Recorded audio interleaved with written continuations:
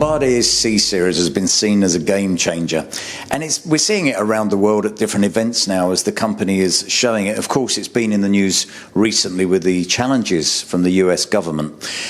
So here in Singapore, the opportunity to see it has been quite something. And we're with François, who's the Regional Vice President for Bombardier across Asia Pacific. How's the aircraft being received here? Extremely well, like the rest of the world. We have our first customer operating the airplane in Asia Pacific, Korean Air. They've taken delivery of 2 airplanes, and the revenue service has started on the 20th of January. And the response from the passengers and from the airline has been like everywhere else, absolutely fantastic. Now, since its entry to service, as I mentioned, we've had some challenges with the Delta position.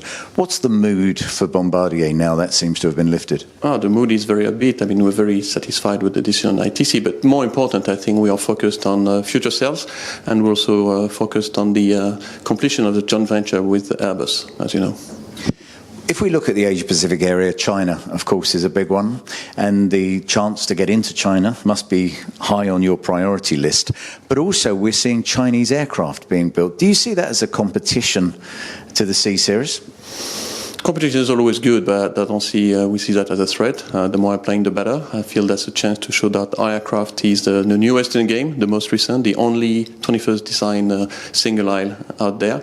So I think what we see is that China is one thing, but the region in general, Asia Pacific, has a fantastic growth, which drives big demand and demand for any kind of aircraft, and certainly for the category of aircraft the C-Series is.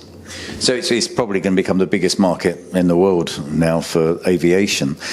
Just tell us a little bit about the C-Series capabilities, what it does, what sort of distances you see airlines being able to use it.